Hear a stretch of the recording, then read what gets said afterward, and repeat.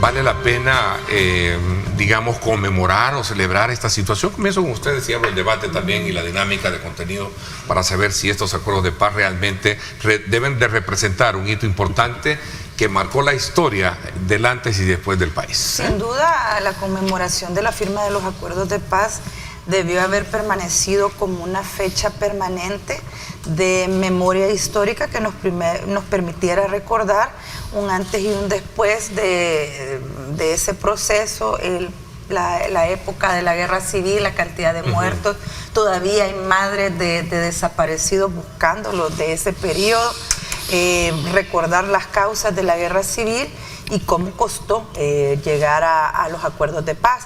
Pero veníamos de un periodo donde los gobiernos de arena se empecinaron en no conmemorar esa fecha, en no darle el lugar y en negarse a la historia.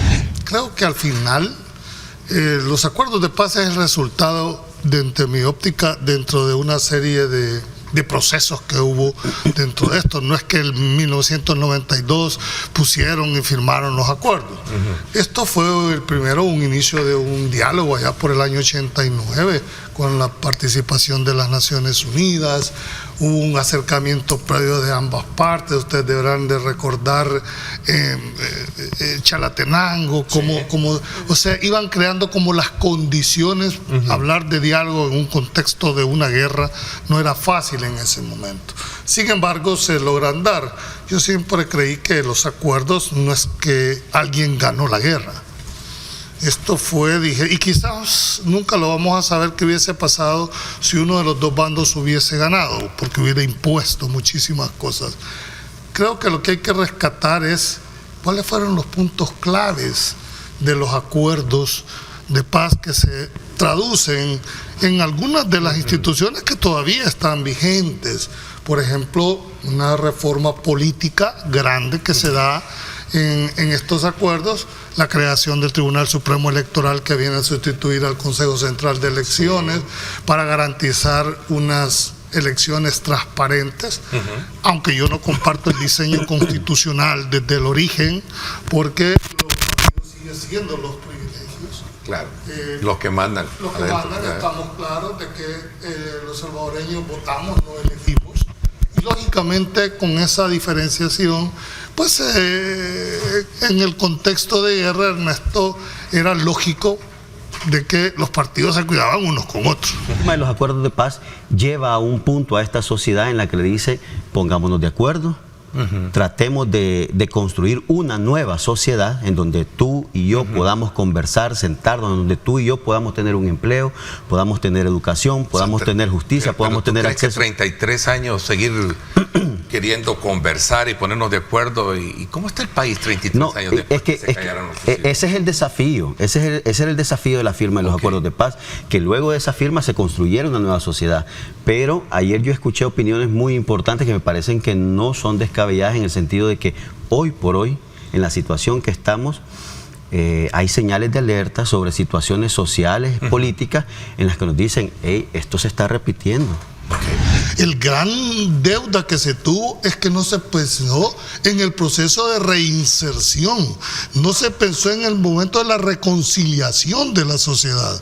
Callaron fusiles, pero después se pasó a la Asamblea Legislativa todo el tema que se venía. Pero ahí es donde se saltaron el reconocimiento de los actos de violaciones a derechos humanos. ¿Y quién fue el primero que saltó cobardemente, como los cobardes que son? Fueron los militares. Porque los militares son valientes con mujeres embarazadas, con sacerdotes, con niños de teta que fueron masacrados en diferentes masacres. Pero los actores de la guerra fueron... y a la hora de reconocerlo, salen corriendo por una... Esa parte ideológica es la que tenés que, como en mi criterio, ponerse. Porque una guerra, en el contexto de una guerra, por supuesto que se cometen atrocidades de uno y otro lado. No me vengas a decir... que del otro lado... No, fíjate que no pasó no estamos hablando si pasó, estamos hablando de participación de hechos delictivos. Mientras los mandos militares no dieran su brazo a torcer y se sometieran de verdad al poder civil y hubieran dicho, sí, cometimos estos errores y pedimos perdón, hasta la fecha la Fuerza Armada no ha pedido perdón de nada. No podemos ignorar la historia solo con la excusa de yo no era de esa época. Entonces, por eso te digo yo, la educación, la cultura, lo que los gobiernos anteriores dejaron de hacer es lo que ha provocado hoy lo que dice Julio. ¿Crees tú que ahora un joven de 20, 30 años va a hablar sobre los acuerdos de paz? No lo va a hablar porque no se lo enseñaron a hablar. Pero ándate los hechos. ¿Están superadas las causas que originaron el conflicto? No necesariamente. Ahí están. Ahí y está. entonces, pues, si estás analizando hechos, analicémoslos. ¿Ves? Es decir, se ha quitado aquí la marginación, se ha quitado aquí la exclusión social. Es que esa era la tarea, Julio. Llevas 30 años. Perdón, pero a mí no me gusta hablar solo por ejemplo, en la condición actual. Pero yo te digo, revisemos entonces a nuestros gobernantes, porque eran los encargados de promover a través del acceso al poder esas medidas políticas y esas medidas públicas para tratar de salir de esas causas que provocaron la guerra. Yo pregunto, veamos la pobreza hoy cómo está, comparémoslas con el quinquenio de Mauricio Funes y de Salvador Sánchez Serén, y si querés con los de Arena, comparémosla y veamos, entonces tenemos un retroceso. ¿Por qué la pobreza hoy ha aumentado con respecto al quinquenio de Mauricio Funes? ¿Por qué la analfabetización ha aumentado ahora con respecto al quinquenio de Salvador Sánchez Serén? Un poco a la encuesta de la UJA que decía el día de ayer, ¿verdad? Hay cierta indicadora. A mí las encuestas no me gustan porque son percepciones, ¿sí? No son realidades. No te salieron los números que querían. No, es que es cierto, son percepciones. ¿Por qué no le salieron los números? Ahí está una lámina que dice ¿cómo considera que está el país? Y la gente dice 69% está mejor. 68. Cree que está mejor. Y si nos vamos a los números. Yo siempre he creído que las economías no se reactivan por decreto. Sí, el día que a partir de mañana tienen la obligación de crearse las condiciones para que se desarrolle. Si tú no creas, y ese es el rol del Estado, crear las condiciones para que se desarrolle. Por ejemplo, le leo un tuit que acaba de subir Carlitos Araujo, un saludo. Dice: el país crece cuando sus empresas crecen, no hay otra forma. No es cierto, porque aquí las empresas han crecido, se les han dado beneficios y la gente sigue empobrecida porque se les sigue pagando salarios de hambre.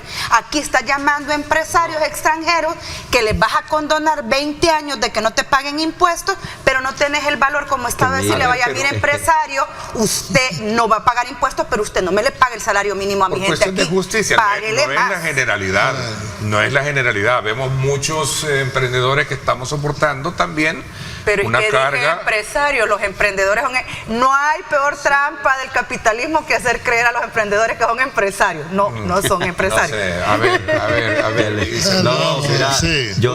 Tú hiciste bueno, vamos a estar, ¿qué? ¿Cómo vamos a estar? Vaya, pues los vas a ir para allá. Vamos a ver. Ese punto nevrálgico. No, mira, la economía ya vimos cuando sumamos la gente que dice sobre temas económicos 75%.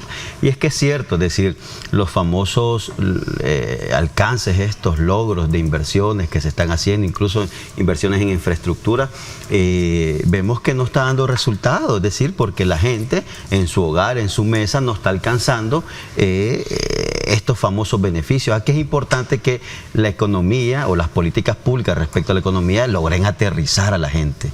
Es decir, que aterricen esas políticas en el bienestar de la mesa. Cuando yo te hablaba de que las economías no se reactivan por decreto, porque si eso fuera tan fácil, pues a partir de mañana pues firmemos un decreto de que aquí ya no hay pobreza en este país. Esto no es así. Estos son problemas que tienen a la base causas estructurales. Y eso no se va a resolver de la noche a la mañana. Tenés que crear esas condiciones.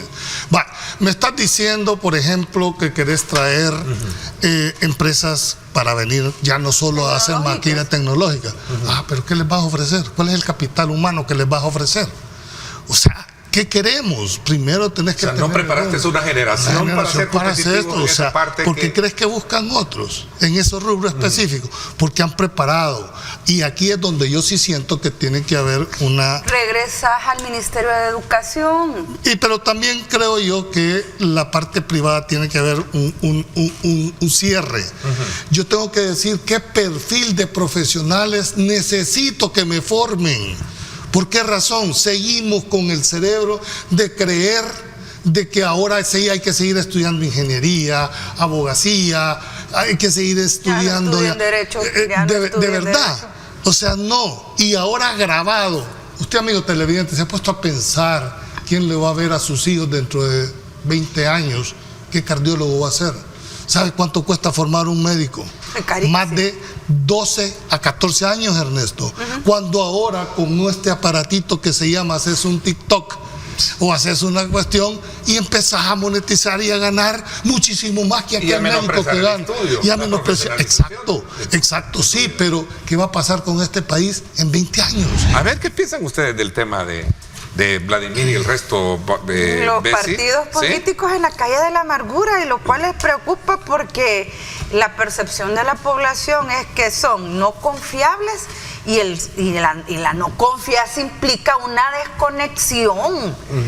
desconexión real con la población. Si es un 38, 36. Sí, ahí está es preocupante porque ahí te estás echando principalmente a los partidos que en teoría se supone que tienen que resurgir para hacer, no sé, para vincular una especie de salida o una manera de poder lograr enfrentar la situación que tenemos actual.